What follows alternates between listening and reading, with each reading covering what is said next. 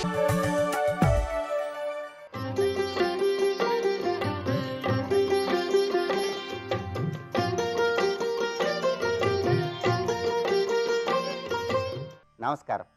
ప్రేక్షకులందరికీ శుభోదయం. ఈనాటి శుభయోగం శీర్షికన సోమవారం సందర్భంగా శివపంచాక్షరి స్తోత్రంలో ఉన్నటువంటి వైభవం ఏంటో తెలుసుకుందాం.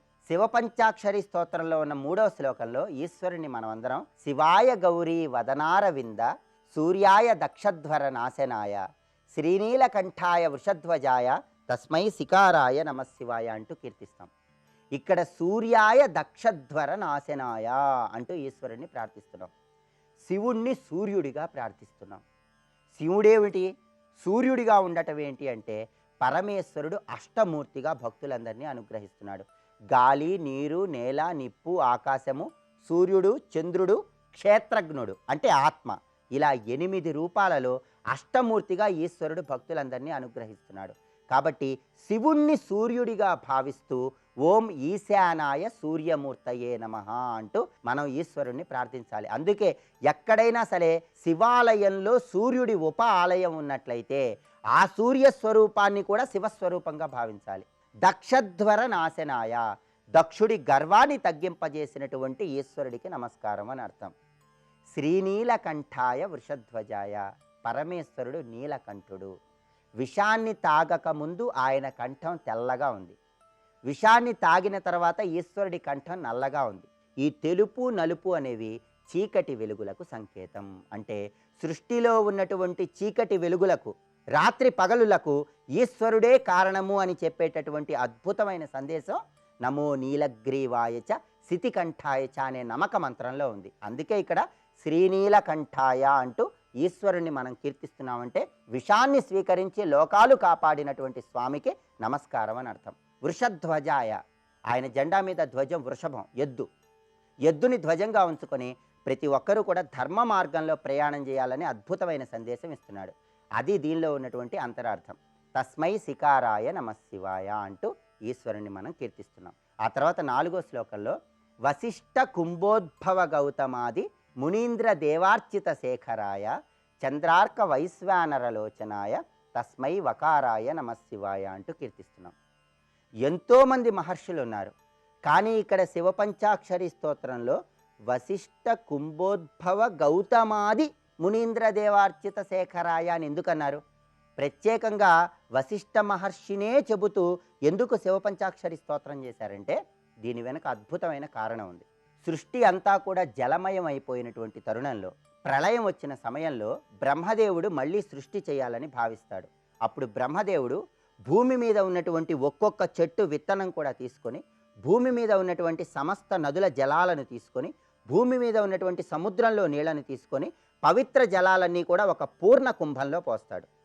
అలా పూర్ణ కుంభంలో పోసిన తర్వాత ఆ పూర్ణ కుంభం నీటికి గాయత్రి మంత్రంతో శక్తిని ప్రసాదిస్తాడు. ఆ పూర్ణ కుంభం నీళ్లు మళ్ళీ భూమి మీద పోస్తే సృష్టి అంతా కూడా చిగురిస్తుంది. అయితే ఆ పూర్ణ కుంభం నీళ్లు భూమి మీద పోసేటప్పుడు అవి ప్రవాహంలాగా కాకుండా ఒకచోట ఉన్నట్లయితే సృష్టి అంతా కూడా చక్కగా ఉంటుంది. మరి ఆ పూర్ణ కుంభం నీళ్లు ఎక్కడ పోయాలని బ్రహ్మదేవుడు ఆలోచిస్తున్న తరుణంలో ఒక అద్భుతమైనటువంటి మంచు రూపంలో శివలింగం ఏర్పడింది. అదే అమర్నాథ్ శివలింగం.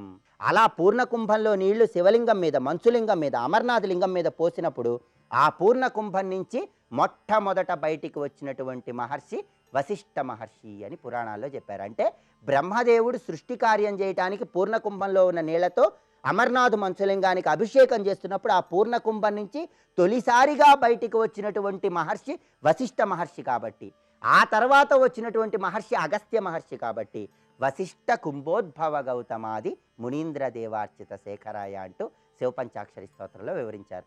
మరి ఇంకా ఈ స్తోత్రంలో ఉన్న అంతరార్థం ఏంటో వచ్చే సోమవారం శుభయోగం శీర్షికన తెలుసుకుందాం.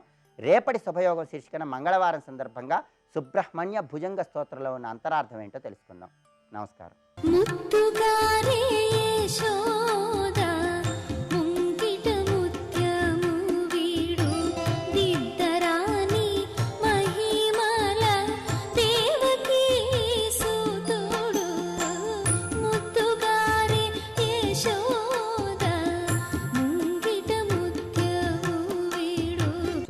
అంతా కాలం యొక్క మహిమతోనే నడుస్తూ ఉంటుంది. రెప్పపాటుతో మొదలై సంవత్సరం వరకు ఏ కాలం ఉందో అది చాలా గొప్పది. అంతే కదండి. కాలం గురించి ఆలోచిస్తే భయం వేస్తుంది, లేదా భక్తేనే కలుగుతుంది. రెండూ కలగలేదంటే అజ్ఞానం బాగా ఉందని అర్థం. ఎందుకంటే ఈ కాలం ఎంత గడిచిపోయింది, ఎంత గడుస్తుంది, అది అక్కడ తలంచుకుంటే జ్ఞానం దానంతరం అదే పుడుతుంది. దేని మీద మోహం మిగులుతుందండి ఆలోచిస్తూ ఉంటే? మనం కాలం గురించి ఆలోచించట్లేదు, ఆలోచించే కాలం దొరకట్లేదు మనకి. ఆ కాలం కాస్త ఆలోచిస్తే కాలతత్వం తెలిసి అన్నీ తెలుస్తాయి. ఈ కాలం అందరినీ పట్టి నడిపిస్తుంది అయ్యా, ఎంతో ఉంది అనిపిస్తుంటుంది, అప్పటికే మొత్తం పూర్తి చేసేస్తుంది ఇక్కడ.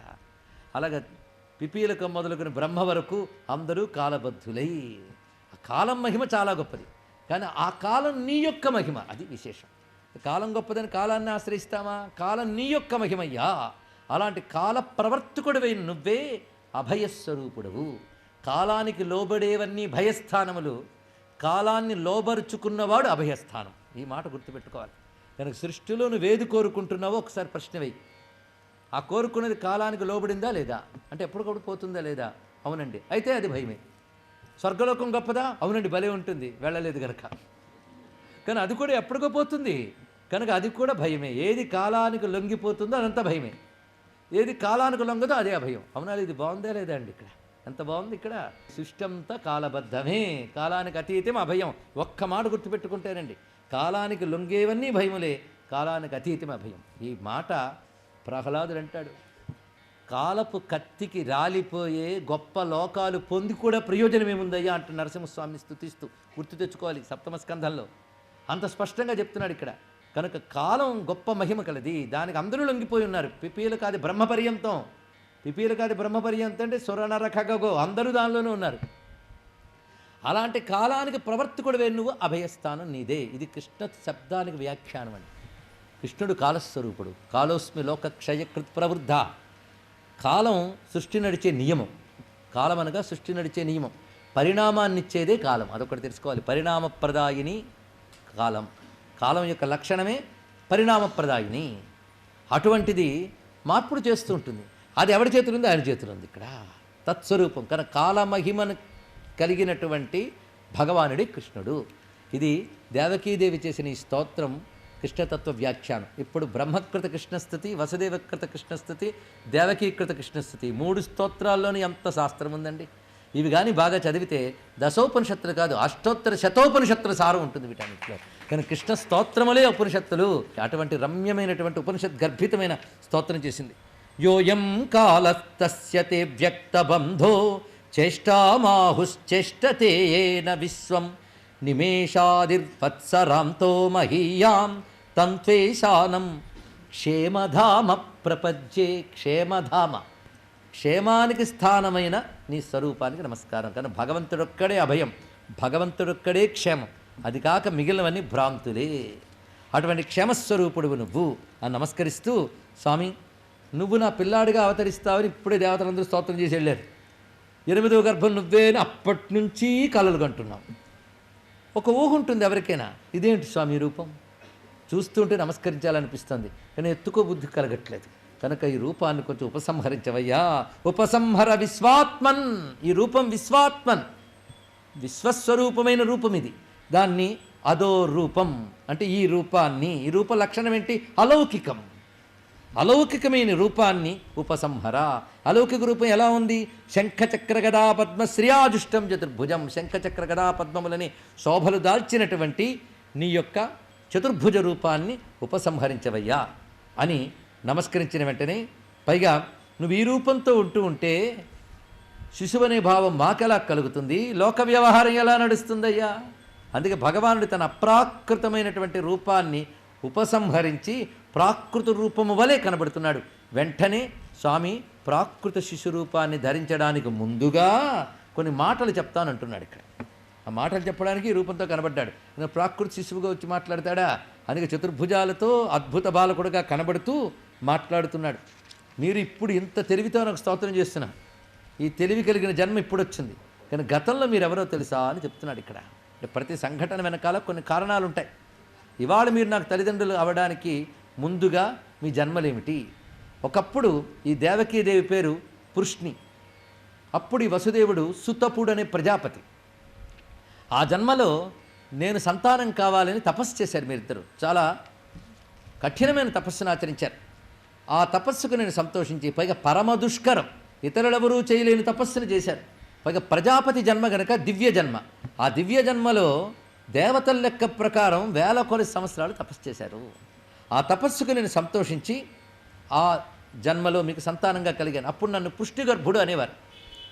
అయితే మీకు నన్ను సంతానంగా పొందాలనే వాంఛ ఎంత గాఢమైనదంటే అదొక జన్మతో తీరలేదు. రెండవ జన్మలో మీరే అదితి కశ్యపులయ్యారు, అది దేవజన్మ. అప్పుడు నేను మీకు వామనుణ్ణి అవతరించాను. ఇప్పుడు మీకు ఇది మూడవ జన్మ అన్నారు. ఈ మూడవ జన్మలో మీరు ఎలాగా నన్ను పొందుతారో చెప్తున్నాడు. ఈ మూడవ జన్మ తర్వాత మీకు నాలుగో జన్మ లేదు. మరి మూడో జన్మలో ఎలా పొందుతారు అంటే చక్కగా వివరిస్తున్నాడు. అంటే బాలుడిగా స్వామిని లాలించే భాగ్యం అంతా గత 2 జన్మల్లో వాళ్ళు పొందారు. ఇప్పుడు బాలుడిగా లాలించే భాగ్యం వాళ్ళకి లేదు. 14 ఏళ్ల పాటు భాగ్యం మరొకరికి ఇవ్వనున్నాడు ఆయన. ఆ భాగ్యం కోసం ఒక ఆవిడ ఉంది అక్కడ. యువాం మాం పుత్రభావేన బ్రహ్మభావేన చ అసకృత్ చింతయంతౌ కృతస్నేహో యాస్యేతే మద్గతిం పరాం. పరమాత్మ స్పష్టంగా చెప్పాడు. దీన్ని బట్టి దేవకీ వసుదేవులకి ఏం దొరికింది అంటే ఏమి ఇస్తానో తానే చెప్పేశాడు. ఈ జన్మలో మీరు నన్ను ఒక్కొక్కసారి పుత్రభావంతో, ఒక్కొక్కసారి బ్రహ్మభావంతో, అందుకే మీరు చేసే స్తోత్రంలో బ్రహ్మభావం ఉంది కనుక నేను బ్రహ్మమని తెలుసు మీకు. కానీ ఎంత తెలిసినా కనబడేటటువంటి లక్షణానికి లొంగిపోక తప్పదండి. కనుక నన్ను పుత్రభావంతో చూస్తారు. కానీ అదొకసారి ఇదొకసారి, ఒకేసారి భావం అలాగే ఉండదు, అసకృత్. పలుమార్లు మీరు పుత్రభావంతో బ్రహ్మభావంతో నన్ను తలపోస్తూ నాపై ప్రేమ అనే అనుబంధం కలిగి పరమోత్కృష్టమైన గతిని పొందుతారు, అంటే ముక్తిని పొందుతారు అని చెప్పాడు. అంటే ఇక్కడ ఆనాడు సుతపుడు పృష్ణి అని చెప్పబడుతున్న పుణ్య దంపతులకి ఇది ఆఖరి జన్మ. కృష్ణావతారం గొప్పతనం ఏంటంటే ఇదివరకు జన్మల్లో భగవద్ అనుబంధం కలిగి ముక్తి ఇంకా పొందడానికి అర్హత లేక భగవద్ అనుబంధం వల్ల పుణ్యం మాత్రమే సంపాదించి ఆ పుణ్యం వల్ల కృష్ణావతార సమయంలో వాళ్ళందరూ ముక్తి పొందడానికి జన్మించారు. అది కృష్ణావతారంలో ఉన్న రహస్యం అండి. ఇక్కడ ఈ రహస్యం బాగా తెలుసుకోవాలి. ఇక్కడ పుణ్యం వేరు, మోక్షం వేరు. పుణ్యం వల్ల ఉత్తమ గతులు వస్తాయి, వాటి వల్ల ఉత్తమ జన్మలు కూడా వస్తాయి. అలాంటి పుణ్యాలు ఎన్నో చేస్తే అప్పుడు ఆ పుణ్య బలం వల్ల చివరి జన్మలో భగవదాశ్రయ బుద్ధి ఏర్పడి ముక్తి లభిస్తుంది. ఇప్పుడు మీకు ముక్తి పొందే జన్మ వచ్చిందన్నాడు ఇక్కడ. అంటే దేవకీ వసుదేవులకి ఇది ఆఖరి జన్మ, ముక్తినిస్తున్నాడు స్వామి. అంటే కృష్ణుని పొందడం వల్ల దేవకీ వసుదేవులు దొరికిందేమిటి? ముక్తి. కానీ ముక్తినిచ్చే సంతానం ఎక్కడైనా దొరుకుతుందండి? దేవకీ వసుదేవులకి తప్ప. వాళ్ళకి దొరికింది అక్కడ. అందుకని ముక్తినిస్తాను ప్రకటించేశాడు స్వామి. ఇది మీకు ఆఖరి జన్మ అన్నాడు. ఇక్కడ సూత్రం పట్టుకోవాలి. కృష్ణావతారం మొత్తం సూత్రం. కృష్ణావతారంలో కృష్ణుడితో అనుబంధం ఉన్న వాళ్ళందరూ ఇదివరకు భగవంతుడితో అనుబంధం ఉన్నవాళ్ళే. కానీ అప్పటి భగవద్ అనుబంధం వాళ్ళకి పుణ్యం ఇచ్చింది. ఆ పుణ్య ఫలంగా వాళ్ళు కృష్ణావతారం కాలంలో పుట్టారు. ఇది సూత్రం అండి. ఇది గ్రహించవలసిన సూక్ష్మ విషయం. ఇది కృష్ణావతారంలో రహస్యాతి రహస్యమైన అంశం. ఇక్కడ దుర్మార్గులు కూడా అంతే. ఇప్పుడు ఉదాహరణకి కంసుడు ఉన్నాడు, వాడిది ఆఖరి జన్మే, అది తెలుసుకోవాలి. వాడిది ఆఖరి జన్మేట. ఎలా అయిందో తెలుసుకుందాం. కానీ వాడు ఇదివరలో రాక్షసుడు. వాడు ఆ రాక్షస ప్రవృత్తి అలా సాగుతూనే వచ్చింది, ఏమాత్రం చెక్కు చెదరకుండా. వాడు అప్పుడు కాలనేమి. ఈ కాలనేమి ఎప్పుడో క్షీరసాగర మదన సమయంలో దేవదానుల యుద్ధంలో విష్ణువు చేతులు దెబ్బతిన్నాడు. విష్ణువు చేతులు దెబ్బతింటే ముక్తి వచ్చేయాలి కదా, ముక్తి రాలేదు. విష్ణువు చేతిలో దెబ్బతిన్నందుకు పుణ్యం వచ్చింది. ఆ పుణ్యఫలంగా ఇప్పుడు వాడు కంసుడయ్యాడు. అలాగా దుర్మార్గంగానో సన్మార్గంగానో భగవద్ అనుబంధం వల్ల పుణ్యం అనేది పొంది ఆ పుణ్యం వల్ల ఈ జన్మలో ముక్తి పొందేటువంటి యోగం దొరికిందండి. కృష్ణావతారంలో కృష్ణుడి పరిధిలోకి వచ్చిన వారందరూ ముక్తి పొందారు, అందులో సందేహం అక్కర్లేదు. అందుకే కృష్ణావతారానికి ముకుందావతారం అని పేరు. ఇక్కడ ఇది ఒక రహస్యమైన అంశం. ఇది మొత్తం అవతారం అంతా వ్యాఖ్యానించుకోవడం జరుగుతుంది. మనం ఒక ఘట్టం చెప్తున్నామంటే ఆ ఘట్టమే కాదు, ఆ ఘట్టంతో మిగిలిన ఘట్టాలు కూడా మనం అన్వయించి చెప్తున్నాం. సర్వం శ్రీకృష్ణ చరణారవిందార్పణమస్తు. స్వస్తి.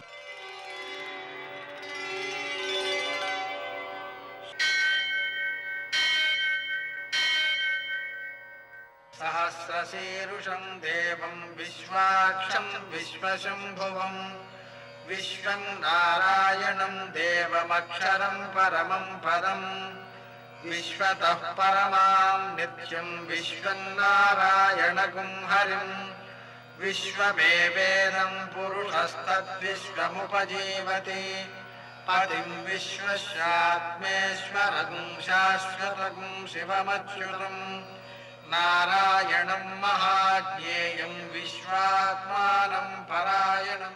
सूर्यशौर्यमथेन्दुरिन्द्रपदवी सन्मङ्गलं मङ्गलम्.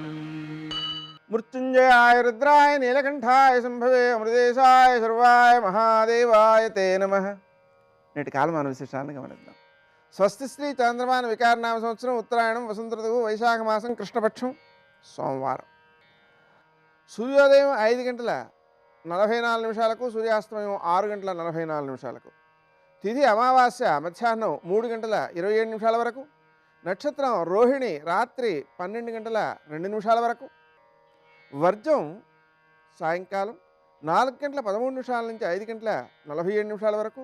మరల తెల్లవారుజామున 5:25 ప్రారంభమై మరుసటి రోజు ఉదయం 6:57 దాకా ఉంటుంది.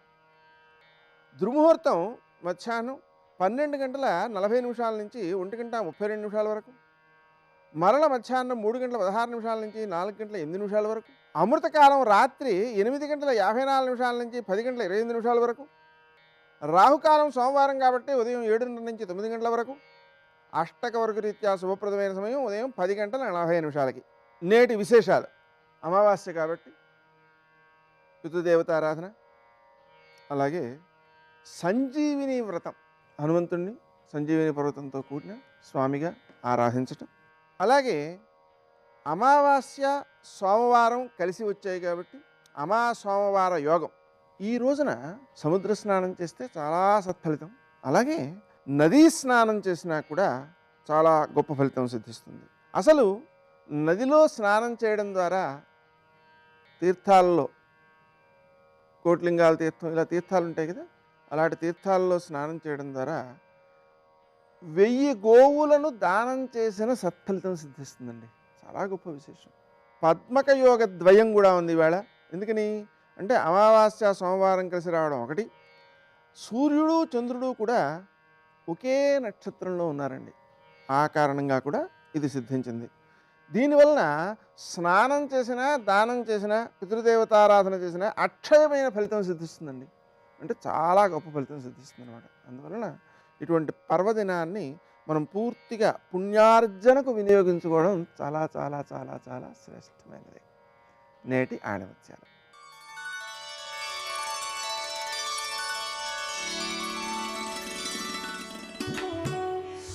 పూజ ఏదైనా బుద్ధి ప్రధానం.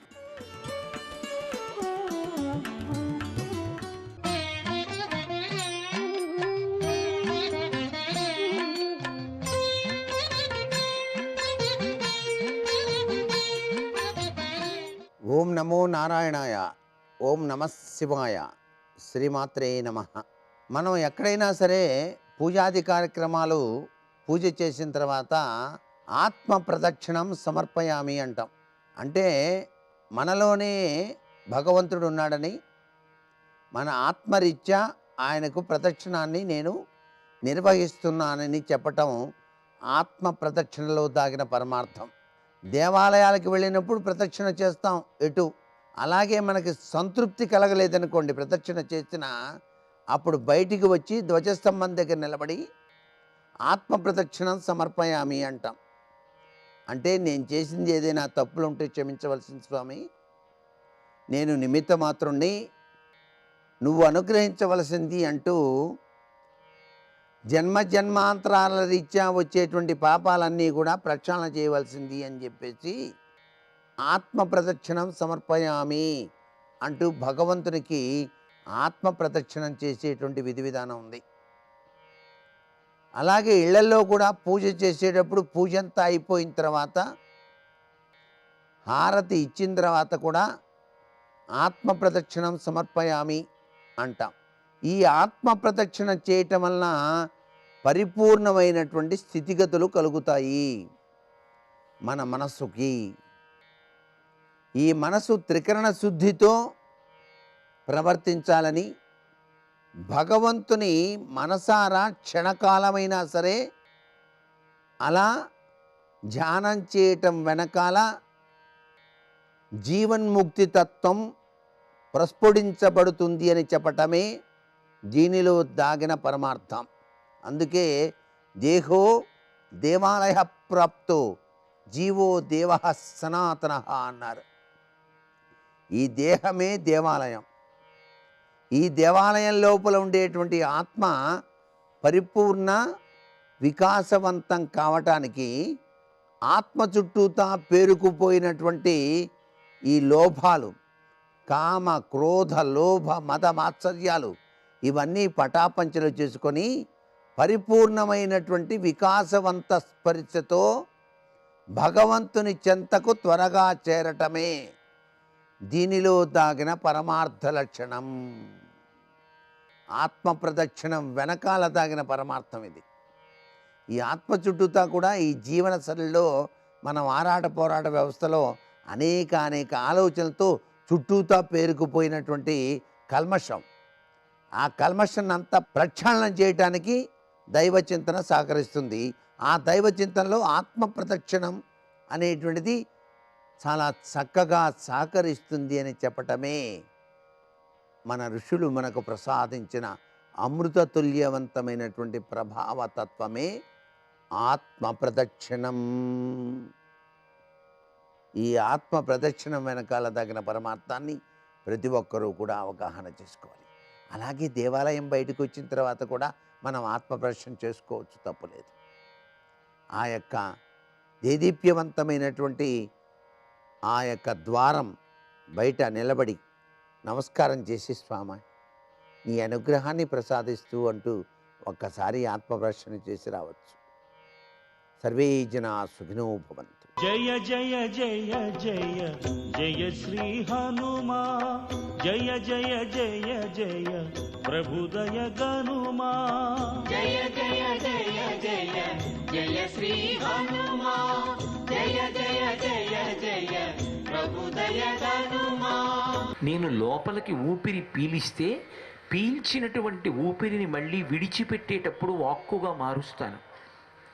లోపలికి ఊపిరి పీల్చకుండా పీలుస్తూ మాట్లాడండి అన్నారు అనుకోండి, అది సంభవం కాదు.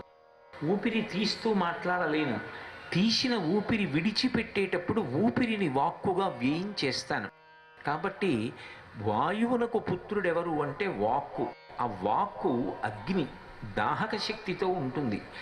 ఏమీ తెలియనటువంటి వాడి దగ్గరికి వెళ్ళి గురువుగారు 4 మంచి మాటలు చెప్పారనుకోండి, వాడి అజ్ఞానము కాలిపోయి జ్ఞానం కలుగుతుంది. అగ్ని బాహ్యంలో వస్తువుని ఎలా దహిస్తుందో అలాగే వాక్కు అజ్ఞానాన్ని దహించేస్తుంది.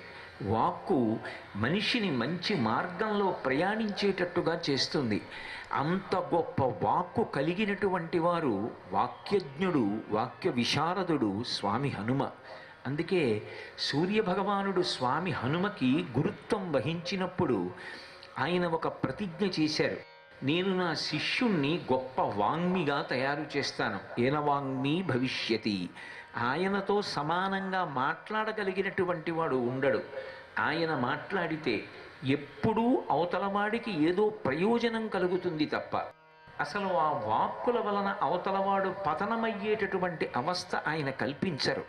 అందుకే ఎవరు స్వామి హనుమ పాదములు పట్టుకుంటారో, ఎవరు స్వామి హనుమని ఉపాసన చేస్తారో, హనుమద్ విజయాన్ని ఆ కోణంలో పరిశీలించి జీవితంలోకి అన్వయం చేసుకుని అనుగ్రహంగా ఆయన ఇచ్చినటువంటి విభూతిని అనుష్ఠాన పర్యంతంలోకి తెచ్చుకునేటటువంటి ప్రయత్నం చేస్తారో, అటువంటి వారి యొక్క వాక్కులు సందేశాత్మకములై అవి దేశకాలములతో సంబంధం లేకుండా ఎప్పటికీ మనుష్య జాతిని మంచి మార్గంలో నడిపించగలిగినటువంటి దక్షతని పొందగలిగినవై ఉంటాయి. అందుకే హనుమ ఒక్కొక్క సందర్భంలో మాట్లాడినటువంటి మాట ఒక్కొక్క విశేషాన్ని సంతరించుకుంటుంది. అసలు మనిషి ఎలా మాట్లాడాలి, వాక్కుని ఎలా సద్వినియోగం చేసుకోవాలి అంటే శ్రీరామాయణంలో స్వామి హనుమ ఎన్ని సందర్భాలలో మాట్లాడారో పరిశీలిస్తే ఒక్కొక్క సందర్భంలో ఆయన మాట్లాడినటువంటి మాటలలో ఒక్కొక్క విశేషం కనపడుతుంది. మీకు నేను ఒక ఉదాహరణ చూపించాలి అంటే, స్వామి మొట్టమొదట రామాయణంలో దర్శనం ఎక్కడ అంటే కిష్కింధకాండలో కనపడతారు. బాలకాండలో హనుమ యొక్క స్పర్శ లేదు, అయోధ్యకాండలో లేదు, అరణ్యకాండలో లేదు, కిష్కింధకాండలో కనపడతారు. కిష్కింధకాండ ప్రారంభంలోనే రామలక్ష్మణులు ఇద్దరూ కూడా ఋష్యమూక పర్వతం దగ్గర బయలుదేరి నడుస్తూ మాట్లాడుకుంటూ వెడుతున్నటువంటి సందర్భంలో మొట్టమొదట సుగ్రీవుడు చూస్తాడు. ఆయనకి ఎప్పుడూ భయం. వాలి సుగ్రీవుడి కన్నా కొన్ని రెట్లు బలవంతుడు. ఆ వాలి సుగ్రీవుణ్ణి మట్టు పెట్టాలని ప్రయత్నం చేస్తున్నాడు. ఋషి యొక్క శాపకారణం చేత వాలి రాలేడు కనుక సుగ్రీవుడు ఎప్పుడూ మలయ పర్వతం మీద ఉంటాడు. కానీ రామలక్ష్మణులిద్దరి యొక్క తేజస్సు చూశాడు. వాళ్ళ తేజస్సు చూడగానే ఆయనకు అనుమానం వచ్చింది. బహుశः వాలి తనంత తాను ఈ పర్వతం మీదకి రాలేడు కనుక నన్ను చంపడం కోసం ఎవరో ఇద్దరు రాజకుమారుల్ని నియోగించాడు. వాళ్ళ తేజస్సు చూస్తేనే భయమేస్తోంది. కాబట్టి వాళ్ళు నన్ను మట్టు పెట్టడానికే వచ్చి ఉంటారు. ఎప్పుడైతే పిరికితనం కలిగిందో, ఎప్పుడైతే మనిషిలో భయం ఏర్పడిందో, అది వెంటనే మంచి ఆలోచన యొక్క గొంతు నొక్కేస్తుంది. ఒకసారి శోకం అన్నది లోపల నుంచి వచ్చిందనుకోండి, భయం వచ్చిందనుకోండి, ఆందోళన వచ్చిందనుకోండి, ఇక ఆలోచన రాదు. సదాలోచన రాకుండా ఎప్పుడూ ఏదో భయంతో కూడుకున్న ఆలోచనలు వచ్చేస్తాయి. దానివల్ల అస్థిమితం ఏర్పడుతుంది.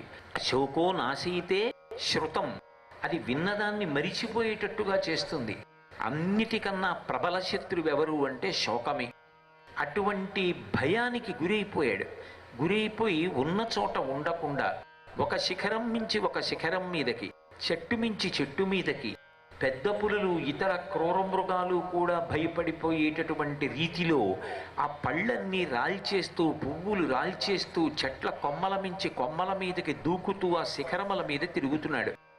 ఆయనతో పాటు ఉన్నటువంటి 4 మంత్రులు కూడా ఆయనతో పాటే దూకుతూ అటు ఇటు పారిపోతున్నారు.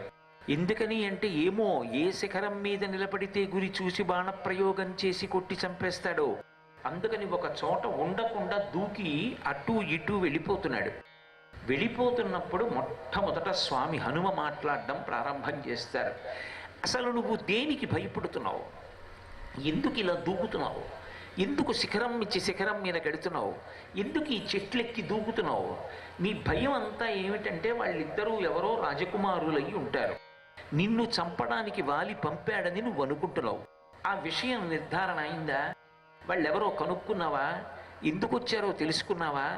ఏమీ తెలుసుకోకుండా, ఏమీ కనుక్కోకుండా, ఏమీ నిర్ధారణ కాకుండా ముందే నువ్వు భయపడిపోయి అనాలోచితమైనటువంటి చర్యలు చేసి ఈ పిరికితనం ఏమిటి? స్వామి హనుమ నిలదీసి మాట్లాడతారు. అహో శాఖాం మృగత్వంతే వ్యక్తమేవ ప్లవంగమ లఘుచిత్తతమాత్మానం నస్థాపయసి యోమతః అంటారు. ఏమిటి గంతులు? ఏమిటి దూకడం? ఏమిటి పర్వత శిఖరాల మీద ఎగరడం? ఏమిటి పిరికితనం? అసలు ఎవరో కనుక్కోవా? ఇటువంటి వాడివి నువ్వు రాజుగలా అవుతావు. నువ్వు నీ కింద పరిపాలింపబడేటటువంటి వాళ్ళని ఎలా రక్షిస్తావు? నీకే స్థిమితం లేదు. చిన్న సంఘటన ఏదైనా జరిగినా, ఏదైనా ఒక విషయం కనపడినా నువ్వే విచలితుడు అయిపోతావు, నువ్వే భయపడిపోతావు. ఎందుకు ఈ పరుగు? స్థిమితంగా నిలబడి మాట్లాడు ముందు. నిజంగా ఎంత ధైర్యంగా, ఎప్పుడు ఏ సందర్భంలో ఎవరితో ఎలా మాట్లాడి మార్గదర్శనం చెయ్యాలో అలా మాట్లాడతారు. ఆయన పడుకున్నాడు, గదిలో అగ్నిహోత్రం అంటుకుంది, తటాలుడు లేచాడు, గడపంతా కూడా మంట రగులుతోంది. ఎలాగో అలా పట్టుకునైనా ముందు చటుక్కున బయటికి ఈడ్చేయాలి. ప్రారంభమే అహో శాఖాం మృగత్వంతే వ్యక్తమేవ ప్లవంగమ. ఏమిటి వానర బుద్ధి బయట పెంచుకుని పిచ్చి గంతులు నిలబడి గొంతు మాట్లాడడం అంటే స్వామి హనుమని చూసి నేర్చుకోవాలి. ఎప్పుడు ఏ సందర్భంలో ఎలా మాట్లాడాలో అలా మాట్లాడడం వల్ల ఆయన సుగ్రీవుడి పట్ల భక్తి లేనివారు కారు, అపారమైన భక్తి గౌరవం ఉన్నవారు. కానీ ప్రభువు తప్పు చేస్తున్నాడు, తప్పు చేస్తున్నప్పుడు దిద్దాలి. దిద్దడానికి ఎలా ప్రవర్తించాలో అలా దిద్దుతారు. మాట మాట్లాడడం ఒక గొప్ప కౌశలం, అది ఒక కళ. ఏ సందర్భంలో ఎలా మాట్లాడాలో అలా మాట్లాడాలి. ఒక్కొక్కసారి కోపం నటించాలి, ఒక్కొక్కసారి సాత్వికంగా ఉండాలి, ఒక్కొక్కసారి అనునయంగా ఉండాలి, ఒక్కొక్కసారి బుజ్జగించాలి, ఒక్కొక్కసారి చూపుడు వేలు చూపించాలి. తాను మాత్రం కోపానికి వశపడకూడదు. ఎప్పుడు ఏది మాట్లాడినా వ్యవస్థని చక్కదిద్దే ప్రయత్నం చెయ్యాలి, అవతల వాడికి ప్రయోజనం కల్పించాలి తప్ప తన మాటల చేత అవతల వాణ్ణి మభ్యపెట్టడం, మోసపుచ్చడం, పాడు చెయ్యడం ఎన్నడూ చెయ్యకూడదు. ఎందుచేత అంటే అది మనకి పరమేశ్వరుడిచ్చినటువంటి గొప్ప ఉపకరణం, అది పరమేశ్వరుడిచ్చినటువంటి గొప్ప విభూతి. వెంటనే సుగ్రీవుడన్నాడు, ప్రభువుల నీతి అలా ఉంటుంది హనుమ. వాలి ఇక్కడికి రాలేడు కనుక నన్ను చంపడం కోసమని ఇద్దరు నరుల్ని ప్రయోగించాడు. వాళ్ళ తేజస్సు చూస్తే నీకు అర్థం కావడం లేదా? వాళ్ళ ధనస్సులు చూస్తే తెలియట్లేదా? వాళ్ళ బాణ తూడీరములు, అందులో ఉన్న బాణములు చూస్తే వాళ్ళ యొక్క శక్తి నీకు అర్థం కావడం లేదా అన్నాడు. ఏమో, వాళ్ళు వాలి పనుపునే వచ్చారని ఎందుకు అనుకుంటున్నావు? అసలు వెళ్ళి మాట్లాడిన తరువాత వాళ్ళు నీతో చెలిమి చేస్తే ఆ బలం నీకు పనికొస్తే వాలిని సంహరించి రాజ్యం పొందడానికి నీకు ఉపకారం అవుతుందేమో. ముందు నువ్వే ఎందుకు శత్రుత్వాన్ని పూనుకుంటావు? పక్షపాతములు విడిచిపెట్టి ప్రవర్తించడం జీవితంలో అలవాటు కావాలి. ఒక వ్యక్తి నడవడిని బట్టి, ఒక్క అడుగు కదిపితే దాన్ని బట్టి వ్యక్తిత్వాన్ని అంచనా వెయ్యగలిగినటువంటి సమర్థత అలవాటు కావాలి. అందుకే నీకు అనుమానం కదా, నేను వెళ్ళి మాట్లాడి వస్తాను వాళ్ళిద్దరితో. సుగ్రీవుడు ఎంత అనుమానపడ్డాడంటే, వాళ్లతో నువ్వు మాట్లాడేటప్పుడు నువ్వు నా వైపు తిరిగి మాట్లాడు. నీ ముఖ కవళికలను బట్టి నేను ఇక్కడ నిలబడాలా పారిపోవాలా నిర్ణయం చేసుకుంటాను. పైగా నువ్వు వెళ్ళి మాట్లాడితే వాళ్ళు నిజం చెప్తారని నమ్మకం ఏమిటి? నువ్వు సన్యాసి వేషంలో వెళ్ళు. సన్యాసి వేషం ధరించి హనుమ రామలక్ష్మణుల దగ్గరికి వెళ్ళారు. అది ప్రథమ సమాగమం. కానీ రామలక్ష్మణుల ఇద్దరి దగ్గరికి వెళ్ళి నిలబడగానే ఆయనకి అర్థమైంది, వాళ్ళు మహా తేజోమూర్తులు. వాళ్ళ దగ్గర మనం ఇలా వేషాలు కట్టి ప్రవర్తించవలసిన అవసరం లేదు. వెంటనే రూపాన్ని విడిచిపెట్టేశారు. విడిచిపెట్టేసి రామలక్ష్మణులు ఇద్దరికీ నమస్కారం చేశారు. వాళ్ళిద్దరి యొక్క పోలికలు, వాళ్ళిద్దరి యొక్క తేజస్సు, వాళ్ళిద్దరిలో ఉన్నటువంటి పరాక్రమం, ఆ భుజములు, వాళ్ళ యొక్క శౌర్యం, ముఖములలోంచి కాంతి కొట్టొచ్చినట్టు కనపడుతున్నాయి. వెంటనే హనుమకి అయోమయం కలిగింది. వీళ్ళు ఒకలా ఉన్నారు, కానీ ఒకలా అన్వయం అవుతున్నారు. ఏమిటిది? ఆశ్చర్యం కలిగింది. సర్వం శ్రీ ఉమామహేశ్వర పరబ్రహ్మార్పణమస్తు. స్వస్తి.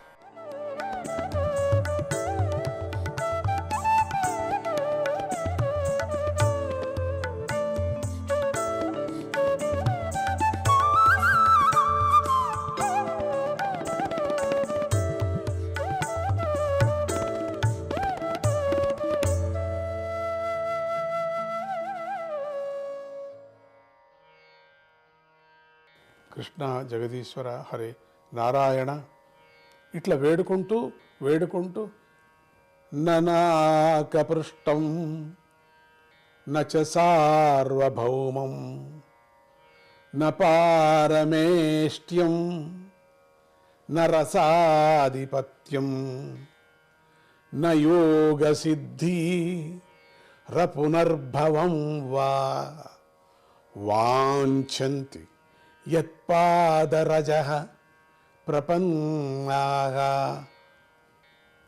నీ పాదధూళిని శరణు వేడిన భక్తులు స్వర్గస్థానం గాని, భూలోక రాజ్యం గాని, బ్రహ్మ పదమును గాని, పాతాళ రాజ్యమును గాని, యోగ సిద్ధులను గాని కోరరు గదా. నీ పాదధూళి స్పర్శ అవుతూనే ఎందుకు ఏం కోరుతారు వాళ్ళు? ఏమీ కోరరు.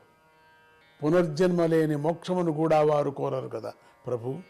ఇంకేదైనా కోరుకుంటారంటే ఏదీ కోరరు కదా. ఓ ప్రభు, పాములకు ప్రభువైన ఈ కాళీయుడు తమో గుణము నుండి పుట్టి కోపానికి వశుడయ్యాడు. సర్పకులానికే రాజు అయినటువంటి వీడు తమో గుణము నుండి పుట్టి కోపానికి వశుడయ్యాడు. కోపంతో ఉన్నాడు. కోపమే వీడిది అనుకున్నాడు. అయినా కూడా ఇతరులు పొందటానికి సాధ్యం కాని నీ యొక్క పాదధూళిని ఇతను పొందాడు కదా. ఇంత పాపిష్టి, పాములకు దొర నిజమే. తమో గుణంతో పెద్ద పాపం చేసి కోపంతో వీడు క్రోధిస్తూ జనాన్ని పీడించాడు. ఎంతమందికో భయాన్ని కలిగించాడు, ఎంతమందో చచ్చేటట్టు చేశాడు. నిజమే, చాలా పాపిష్టి. అటువంటి వీడికి నీ పాదధూళి దొరికిందంటే వీడి అదృష్టం ఎటువంటిది. వీడి జన్మాంతరంగా చేసుకున్న భాగ్యం ఎటువంటిది. అటువంటి పూర్ణమైనటువంటి అనుగ్రహాన్ని పొందాడు కదా ప్రభు. సంసారమనే చక్రంలో తిరుగాడే దేహదారి నీ యొక్క పాదధూళిని కోరుకుంటే అతడి సంపద స్వయంగానే కలుగుతుంది కదా. నమస్తుభ్యం భగవతే పురుషాయ మహాత్మనే భూతవాసాయ భూతాయ పరాయ పరమాత్మనే. నమస్తుభ్యం భగవతే పురుషాయ మహాత్మనే భూతవాసాయ భూతాయ పరాయ పరమాత్మనే. పరాయ పరమాత్మనే. ఓ భగవంతుడా, పూర్ణుడవై నీకు నమస్కారము. నువ్వు సర్వంతర్యామివి, సకల ప్రాణులకు అధిష్టానమైన నువ్వు అందరిలోనూ ఆత్మరూపుడవై ఉన్నావు. దేశకాల పరిధులు లేని సద్రూపుడువు నువ్వే. నువ్వు జ్ఞానాలకు అనుభవాలకు ఆశ్రయమైన పరబ్రహ్మవు నువ్వే. నువ్వు నిర్గుణుడవే అయినా నీ శక్తి అనంతమై ఉంది. ప్రకృతికి అతీతుడవైన నీ యందు ఏ మార్పులు ఉండవు. నీకు నమస్కారము. నువ్వే కాలస్వరూపుడవు, కాలశక్తికి ఆశ్రయము నువ్వే. కాల అవయవములైనటువంటి క్షణము, నిమిషము మొదలైన వాటికి కూడా నువ్వే సాక్షి ఉన్నావు.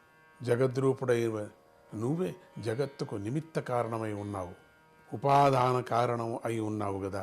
దీనందుకే జగత్సాక్షి అయి ఉన్న నీకు నమస్కారము. పంచభూతాలు, శబ్దాది తన్మాత్రాలు, ఇంద్రియాలు, ప్రాణాపానాది ప్రాణములు, మనస్సు, బుద్ధి, చిత్తాల యథార్థ తత్వము నువ్వే అయి ఉన్నావు ప్రభు. సత్వరజస్తమో గుణాత్మకములైన ఈ దేహాదలయందు నేను నాది అనేటువంటి అభిమానమే ఆత్మరూపుడవై ఉన్నావు. అనుభవానికి రాకుండా కప్పివేస్తుంది కదా. నీకు నమస్కారం. వీళ్ళందరూ భర్తకు పాదధూళి, స్వామి యొక్క పాదధూళి తగులుతోనే వీళ్ళ భార్యలందరికీ జ్ఞానోదయం అయిపోయింది చూడండి. ఆ స్పర్శతోనే, ఆ దగ్గర ఉండే దర్శనంతోనే, ఆ నాట్యం చూశారు కదా. దాంతో వీళ్ళందరూ పవిత్రులైపోయారు. వీళ్ళు కూడా శాపగ్రస్తులే కదా. వీళ్ళందరూ కూడా చాలా ఆశ్చర్యకరమైనటువంటి మాటలు ఆడుతున్నారు, శరణు పెడుతున్నారు. మామూలుగా అజ్ఞానికి శరణు వేడేటప్పుడు ఒకటే తప్పైపోయిందని ఇంతగా మాట్లాడరు కదా వాళ్ళు. ఇంత ఆత్మతత్వాన్ని, విచారాన్ని పరమాత్ముడు ఎవరు అని చెప్పరు కదా వాళ్ళు. ఒకటే తమను తాము రక్షణ చేసుకోవాలా, తమ ప్రాణం రక్షించుకోవాలా. క్షమించు క్షమించు క్షమించు, ఇది తప్పితే ఇంకా వాళ్ళ నోట్ల నుంచి ఏమీ రాదు. అటువంటి మహిమ పాడుతున్నారు వీళ్ళంతా, చెప్పుతున్నారంటే వీళ్ళు సాధారణమైనటువంటి ఈ యొక్క సర్పరాజు యొక్క భార్యలు కాదు. వీళ్ళందరూ దేవతలు, శాపగ్రస్తులైనటువంటి దేవతలు. దీంతో బాగా తెలుస్తున్నది. వీళ్ళు కూడా తపస్సు ఆచరించిన వాళ్లే. తమ భర్తకు పరమాత్ముడి యొక్క పాదధూళి అయితే తమకు అయినట్టే కదా. అటువంటి వాళ్ళకి జ్ఞానోదయం అయిపోయింది వీళ్ళందరికీ కూడా. పరమాత్ముడు ఎవరు శిక్షిస్తున్నారో, ఎవరు శిక్షను తీసుకుంటున్నాడో, ఆ శిక్షించే వాడి యొక్క మహిమను తెలిసినప్పుడు శిక్ష తగ్గుతుంది అంటారు. కానీ ఇక్కడ శిక్షించేవాడిని నిజంగా పొగడాల. ఎందుకంటే నా తప్పుకు శిక్ష జరుగుతున్నది, నమస్కారము అనే విధంగా నిజంగా వాడిని పొగిడితే నేను శిక్ష కొంచెం తగ్గుతుంది. కానీ ఇక్కడ ఆ శిక్షించేవాడు పరమాత్ముడు శిక్షణ ఇచ్చు శిక్షిస్తున్నాడు, అనుగ్రహిస్తున్నాడు పాదధూళితో.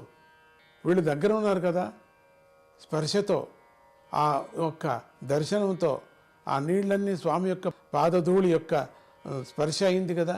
అందుకని వాళ్ళందరూ స్పర్శించినట్టే కదా లెక్క. వీళ్ళంతా నమస్కారం చేస్తూ అట్లా వేడుకుంటున్నారు.